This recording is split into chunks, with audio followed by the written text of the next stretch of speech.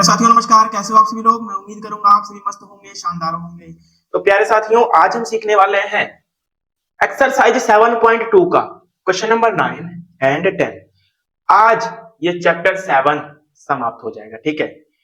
तो आइए बहुत ही शानदार तरीके से हम सीखेंगे क्वेश्चन नंबर 9 को, ठीक है ना। तो आप लोग दोस्त इस वीडियो पर आ चुके हैं तो ये वीडियो एंड तक देखकर जरूर जाइएगा, ठीक है। और अगर आप चैप्टर 7 को शुरू से नहीं पढ़ रहे हैं, ठीक है, तो मैंने एक प्लेलिस्ट बना रखी है दोस्त। उस प्लेलिस्ट का लिंक मैं इसी वीडियो के डिस्क्रिप्शन में प्रोवाइड करवा दूंगा, वहां से जाकर आप लोग देख लीजिएगा, ठीक है। तो आइए बहुत ही शानदार तरीके से हम सीखेंगे क्वेश्चन नंबर 9। देखिए क्वेश्चन नंबर 9 क्या कह रहा है। बोल रहा है दोस्त बिंदुओं a -2,2 और b 2,8 को जोड़ने वाले रेखाखंड। तो पहले तो बिंदु A बना लेते हैं और बिंदु B, फिर दोनों को जोड़ देंगे तो वो जोड़ने वाला रेखाखंड हो जाएगा, ठीक है। तो आइए एक बिंदु ये बना लेते हैं हम लोग A, ये A है, और ये बिंदु बना लेते हैं हम B। अब इन दो बिंदुओं को जोड़ देंगे तो हम लोगों का क्या हो जाएगा दोस्त, रेखाखंड। क्या बन जाएगा, रेखाखंड, ठीक है। अब इस रेखाखंड का नाम हो गया AB, ठीक है।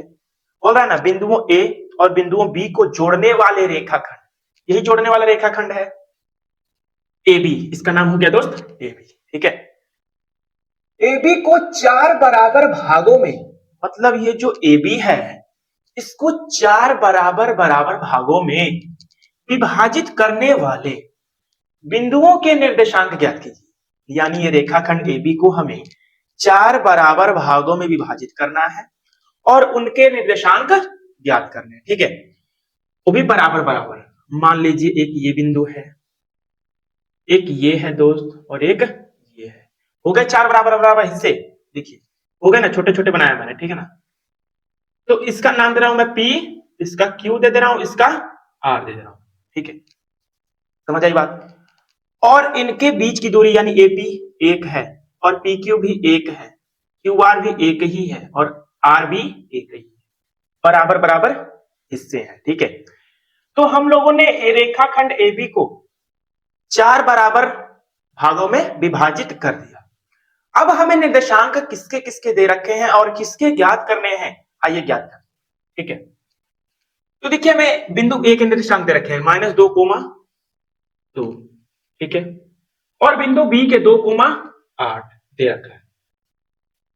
तब हमें ज्ञात करना है बिंदु P, इसको मान ले रहे हैं हम x, y, और बिंदु Q को भी मान ले x, y, और बिंदु R को भी मान ले x, y, ठीक है। तो हमें इन तीनों बिंदुओं के निर्देशांक ज्ञात करने हैं। तो इसके दो तरीके हैं सॉल्व करने के लिए। एक तो आप विभाजन सूत्र का प्रयोग भी कर सकते हैं और आप इसमें मध्य बिंदु वाला सूत्र भी लगा सकते हैं, x1 + x2/2 वाला। तो मध्य बिंदु वाला ज्यादा इजी रहेगा, ठीक है। अब बोलोगे सर मध्य बिंदु वाला कैसे लगाएंगे हम। विभाजन सूत्र अगर लगाना है तो बिंदु P के निर्देशांक निकालने हैं। तो इधर एक पार्ट है तो M1 का मान 1 हो जाएगा, इधर कितने पार्ट है 1 2 3, तो M2 का मान 3 हो जाएगा। लेकिन ये विभाजन सूत्र से करोगे तो ज्यादा लंबा चौड़ा हो जाएगा, ठीक है। और मध्य बिंदु वाले सूत्र से करते हो तो इजी तरीके से हो जाएगा। कैसे हो जाएगा ध्यान से देखिए। देखिए दोस्त ये बिंदु P जो है, ठीक है, ये बिंदु P जो है वो AB का मध्य बिंदु होगा। आप बोलोगे जी सर क्यों होगा, क्योंकि इधर भी कितने पार्ट हैं, 2 पार्ट है, और इधर भी कितने पार्ट हैं, 2 पार्ट है। यानी इधर भी 2 पार्ट, इधर भी 2 पार्ट, यानी एकदम बीचों बीच है बिंदु Q। तो यहां पर हम लिख सकते हैं चूंकि, सॉल्व, सॉल्यूशन में क्या लिखेंगे हम, चूंकि बिंदु Q, चूंकि बिंदु Q रेखाखंड AB का मध्य बिंदु है, होगा ना। रेखाखंड रेखाखंड रेखाखंड AB का मध्य बिंदु है, ठीक है। हमने लिखा बिंदु Q जो है दोस्त वो रेखाखंड AB का मध्य बिंदु है, इसलिए इसलिए हम लगा सकते हैं क्या, इसलिए इसलिए दोस्त पी एक्स कोमा वाई, यानी हमें बिंदु पी का निर्देशांक निकाल, सॉरी बिंदु क्यू का निर्देशांक निकालना है ना, हाँ बिंदु क्यू। तो ये बिंदु क्यू एकदम मध्य बिंदु है, तो क्यू एक्स कोमा वाई बराबर हम क्या लिख सकते हैं, क्यू एक्स कोमा वाई बराबर लिख सकते हैं दोस्त x1 प्लस में x2 अपॉन 2, ये तो x के लिए है, y के लिए हम लिख सकते हैं y1 प्लस y2 अपॉन 2। तो अब यहां देखिए, आप बोलोगे सर x1 x2 और y1 y2 की वैल्यू क्या है, तो यहां पर ध्यान से देखिए, देखिए ये बिंदु A जो है ये x1 है और ये y1 है, और ये x2 है, ये y2 है, ये x2 है दोस्त, ये दो जो है x2 है और एक जो है y2 है, ठीक है। अब मान पता चल गया तो आप इजीली निकाल सकते हैं, आप बोलोगे जी सर निकाल सकते हैं, तो मान बस पुट करना है। तो देखिए क्यू एक्स कोमा वाई की वैल्यू फाइंड करनी है ना, बराबर x1 की वैल्यू -2 प्लस है x2 की वैल्यू क्या है 2 है, अब बटा में क्या है दोस्त 2 है, कोमा y1 2 है प्लस y2 8 है, अब बटा में क्या है 2 है, तो क्यू एक्स कोमा वाई बराबर -2 प्लस 2 क्या हो जाएगा 0, और 0 में 2 का भाग लगाएंगे तो 0 ही होगा, कोमा 2 और 8 10, 10 में 2 का भाग लगाएंगे 5, यानी हमें बिंदु Q के निर्देशांक मिल चुके हैं दोस्त 0,5, यानी हमें बिंदु Q मिल चुका है 0,5, यानी बिंदु Q के निर्देशांक हमें पता चल गए। ठीक है दोस्त, तो अब हमें निकालना है, चाहे आप बिंदु P निकालिए चाहे बिंदु R निकालिए, ध्यान से समझिए, ठीक है। आप बिंदु P को अगर निकालेंगे तो ध्यान से देखेंगे बिंदु P के इधर एक पार्ट है और इधर भी एक पार्ट है, यानी ये जो है A, बिंदु A और बिंदु Q ये बीचों बीच है, यानी AQ का मध्य बिंदु होगा, होगा कि नहीं, क्योंकि इधर भी एक यूनिट है इधर भी एक यूनिट है, यानी बीचों बीच है। तो यहां पर हम लिख सकते हैं क्या, बिंदु P जो है वो रेखाखंड AQ का मध्य बिंदु है, इसलिए मध्य बिंदु वाले सूत्र लगा देंगे फिर से वही हम, ठीक है। आइए यहां पर लिखेंगे दोस्त, चूंकि बिंदु P जो है, बिंदु P वो रेखाखंड AQ का मध्य बिंदु है, मध्य बिंदु है, तो यहां पर लिख सकते हैं इसलिए पी एक्स कोमा वाई बराबर x1 प्लस में x2 अपॉन में 2 coma y1 plus y2 upon 2।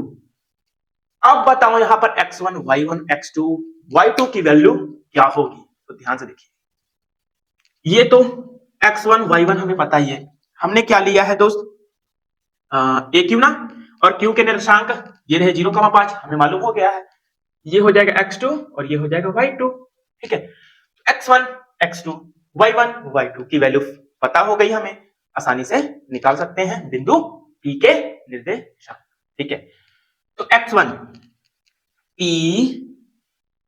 x coma y बराबर x1 की वैल्यू -2 है, x2 की वैल्यू 0 है, अब बटा में 2 है, कोमा y1 की वैल्यू 2 है दोस्त, और y2 की वैल्यू 5 है, प्लस के 5 अब बटा के 2। देखिए x1 की वैल्यू -2 प्लस x2 की वैल्यू 0, अब बटा में 2 रहेगा ही, कोमा y1 की वैल्यू 2 है प्लस y2 की वैल्यू 5 है, ठीक है। अब देखिए यहां पर लिख देते हैं px comma y, px comma y बराबर आ जाएगा -2 प्लस 0, तो -2 और -2 से 2 में भाग लगाएंगे, -2 में 2 से भाग लगाएंगे तो -1 बार जाएगा, जाएगा कि नहीं दोस्त, आप बोलोगे जी सर। अब देखिए 2 + 5 क्या हो जाएगा 7 अपॉन 2, तो ये हमें मिल गया बिंदु P के निर्देशांक, क्या मिल गया दोस्त, बिंदु P के निर्देशांक, ये हमें मिल गया, ठीक है। px, y तो क्या मिला हमें -1 कोमा 7/2 ये हमें बिंदु P के निर्देशांक मिल चुके। अब एक और बचा है बिंदु R, तो ये भी लिख दीजिए हम। ये भी लिख सकते हैं कि नहीं, ये जो बिंदु R है दोस्त, ये बिंदु B और बिंदु Q का मध्य बिंदु है, बीचों बीच है। तो यहां पर लिख सकते हैं दोस्त, चूंकि, क्या लिखेंगे, चूंकि बिंदु R रेखाखंड रेखाखंड रेखाखंड QB ना, हाँ, QB का मध्य बिंदु है, मध्य बिंदु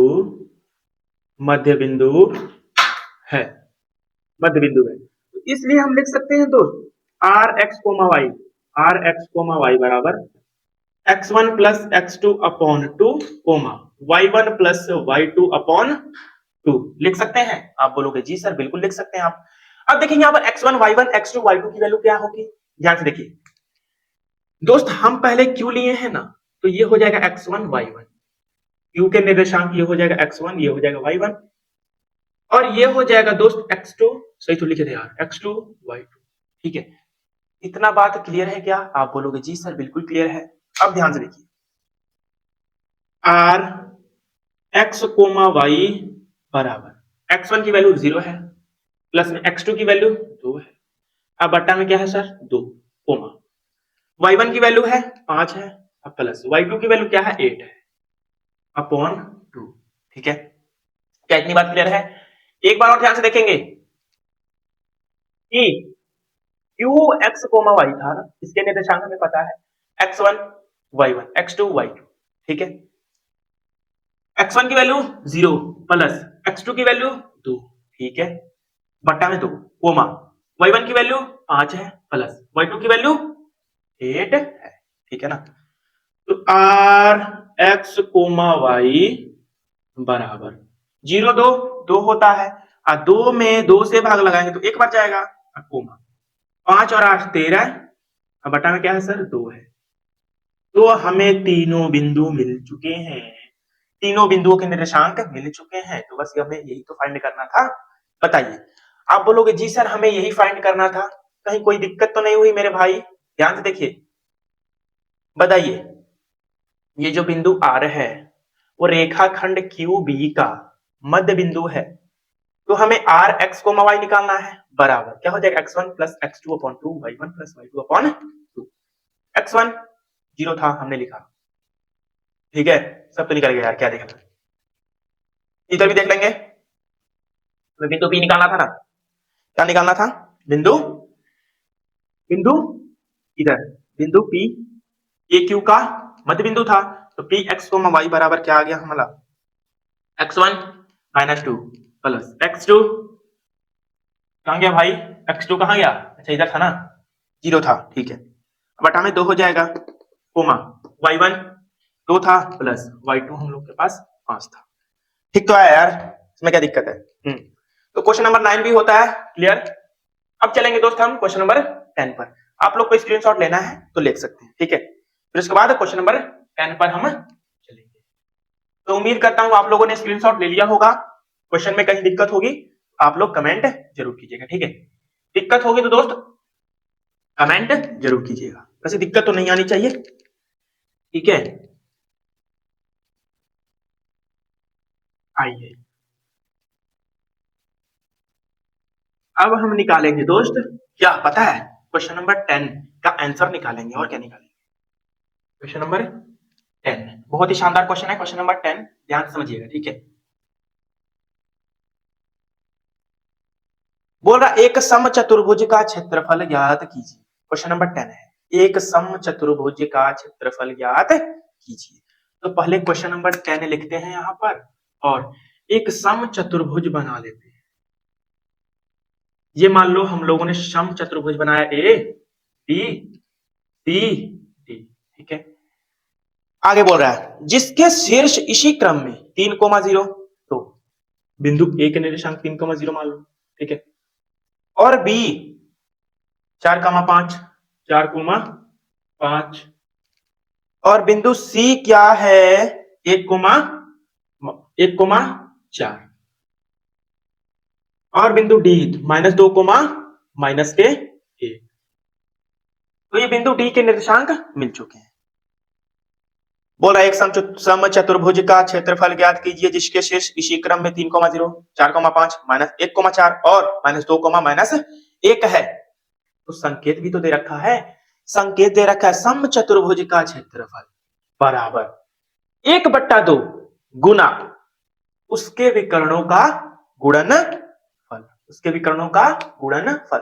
तो पहले हमें विकर्ण मालूम होना चाहिए ना, विकर्ण कौन कौन से, एसी है और एक बीडी। तो हमें एसी और बीडी पता होना चाहिए ना, एसी और बीडी पता होना चाहिए ना। आप बोलोगे जी सर तो कैसे पता करें एसी और बीडी? तो भाई दूरी सूत्र तो आपको पता ही है, एक्सरसाइज 7.1 में ही पढ़ चुके हैं और पहली कक्षा में ही पढ़ चुके हैं आप लोग, जब मेरी पहली कक्षा इंट्रोडक्शन की थी उसी में, ठीक है। तो आइए दूरी सूत्र का प्रयोग करके हम एसी की वैल्यू निकालेंगे, फिर उसके बाद बीडी की वैल्यू निकालेंगे, फिर समचतुर्भुज का क्षेत्रफल हो जाएगा बराबर 1/2 इनके विकर्णों का गुणनफल। आइए निकालते हैं, ठीक है। आइए दोस्त, तो पहले दूरी सूत्र से बीडी सॉरी एसी की वैल्यू पहले निकालते हैं, दूरी सूत्र द्वारा, दूरी सूत्र एसी बराबर क्या हो जाएगा, एसी। तो फॉर्मूला क्या होता है दूरी सूत्र का, क्या बताएंगे, नहीं बताएंगे, चलिए मैं लिख देता हूं, x1 -x2 का whole square plus y1 -y2 का होल स्क्वायर, ठीक है। अब बोलोगे sir x1 x2 y1 y2 क्या है? अरे भाई जाकर पहले पहली कक्षा देखो, ठीक है, लिंक मिल जाएगा डिस्क्रिप्शन में। तो देखो ये x1 है, ये y1 है, ये x2 है, ये y2 है। तो x1 माइनस x2 यानी 3 में से घटा दो भाई -1 को, AC बराबर आ जाएगा अंडर रूट में x1 यानी 3 माइनस घटा देंगे क्या -1 को, तो माइनस माइनस यहां प्लस हो जाएगा 1 का होल स्क्वायर प्लस y1 यानी 0 में से घटा देंगे y2 यानी 4। अब देखिए AC बराबर अंडर रूट में 3 और 1 4, 4 का स्क्वायर 16 प्लस 0 -4 -4 का स्क्वायर 16, ठीक है। तो 16 और 16 32 अंडर रूट में 32। अब ये अंडर रूट 32 को आप बाहर निकालना चाहते हैं तो निकाल सकते हैं, कैसे, ऐसे वर्गमूल से। देखिए 32 का 2 से कटेगा 16 बार में, 2 से 8 बार में, 2 से 4 बार में, फिर 2 से 2 बार में, फिर 2 से 1 बार में। तो जोड़ा बैठाइए, देखिए ये जोड़ा बैठा एक बार, इसको भी एक बार लेंगे, मतलब जिसका जोड़ा लगता है उसको हम एक बार लेते हैं, और इसका भाई बेचारा अकेले रह गया तो ये तो रूट में छोड़ देंगे इसको, और बाकी जिसका जोड़ा लगा उसको बाहर खींच देंगे, क्या हो जाएगा, दो दूनी के 4 बाहर हो गया और अंडर रूट में क्या हो गया 2 हो गया। अब इतना बेसिक चीज तो आता ही होगा आप लोगों को, ठीक है। तो देखिए हम लोगों ने निकाल लिया एसी की वैल्यू, मात्रक लिख देते हैं भाई, मात्रक उतरा लगा लेना यार अपना, ठीक है। अब निकालना हमें बीडी, तो बीडी के लिए x1 -x2 का whole square plus y1 -y2 का होल स्क्वायर, तो BD बराबर, अब यहाँ पर x1 y1 x2 y2 खोजो भाई, तो BD है ना, देखिए ये x1 ये y1 ये x2 और ये y2, x1 में से x2 को घटाना है ना, यानी 4 में से -2 को घटाना है, 4 में से -2 को घटाएंगे तो प्लस हो जाएगा 2 का होल स्क्वायर, ठीक है, प्लस y1 -y2 तो 5 y1 -y2 क्या है -1 है, तो माइनस माइनस प्लस हो जाएगा 1 का होल स्क्वायर, ठीक है। तो BD अंडर रूट में 4 और 2 6, 6 का स्क्वायर 36 प्लस 5 और 1 6, 6 का स्क्वायर 36, लो भाई हो गया इसका 32, 32 तो हमने इसी की वैल्यू निकाली ना, 36 और 36 72। अब 72 का भी खंड करना चाहते हैं तो कर सकते हैं, क्या आ जाएगा 6 अंडर रूट में 2 आ जाएगा क्या भाई, ये देखना पड़ेगा, देखना पड़ेगा क्या, तो आइए देख लेते हैं। 72 को निकालकर 2 से कटेगा 36 बार में, अरे यार फिर 2 से कटेगा 18 बार, फिर 2 से कटेगा 9 बार में, 3 से कटेगा 3 बार में, 3 से कटेगा 1 बार में, देखिए जोड़ा जोड़ा अरे मैं बोला था ना 6√2 आएगा। तो ये हम लोगों ने निकाला, क्या निकाला? अरे ए सी और बी डी की वैल्यू निकाला और क्या निकाला? इतना मात्रक आ गया। अब हमें क्या निकालना? समचतुर्भुज का क्षेत्रफल संकेत में दे रखा है। समचतुर्भुज का क्षेत्रफल बराबर होता है 1/2 गुने उनके विकर्णों का गुणनफल, यानी इसके विकर्ण जो निकले हम लोग का, इनका गुणनफल। तो आइए अब क्या निकालेंगे हम लोग? समचतुर्भुज का क्षेत्रफल बराबर होता है 1/2 उनके विकर्णों का गुणनफल, यानी 4√2 अगुने में 6√2 ये होता है। क्लियर है इतना? अब देखिए बराबर एक में इसकी मल्टीप्लाई तो इतना ही रहेगा, अगुना में 6√2, अब बटा में क्या हुई हो? 2 हुई, बराबर। देखिए 4 छके 24, करणी में 2 गुने करणी में 2, तो जब भी करणी में 2 अगुने करणी में 2, यानी करणी में सेम संख्या हो और गुना में हो तो इसका आंसर आता है 2, रूट हट जाता है, बस जो रूट के अंदर आता है, रूट के अंदर रहता है वही हम लोग का आंसर आता है। तो यहाँ पर 2 हो जाएगा, रूट अंडर 2 की मल्टीप्लाई 2, अब बटा में क्या है 2, तो 2 से 2 खत्म, तो हट हटा 24, कितना देगा? 24 आ जाएगा। अभी 24 मात्रक नहीं बच्चा, वर्ग मात्रक, क्योंकि हम क्षेत्रफल निकाल रहे हैं। तो बहुत ही शानदार तरीके से हम लोगों ने क्वेश्चन नंबर 10 को हलवा बनाकर खा गए। अब दोस्त ये हम लोग का चैप्टर 7 बहुत ही शानदार तरीके से होता है एंड, ठीक है। तो अगर दोस्त आप लोग मेरी क्लास चैप्टर 7 की एंड तक नहीं देख रहे हो तो प्लीज दोस्त एंड तक मेरी क्लास जरूर देखें, ठीक है। लिंक मिल जाएगा डिस्क्रिप्शन में प्लेलिस्ट का। तो मिलूंगा फ्रेंड्स आप लोगों से कल नेक्स्ट वीडियो में, तब तक के लिए नमस्कार, जय हिंद, जय भारत।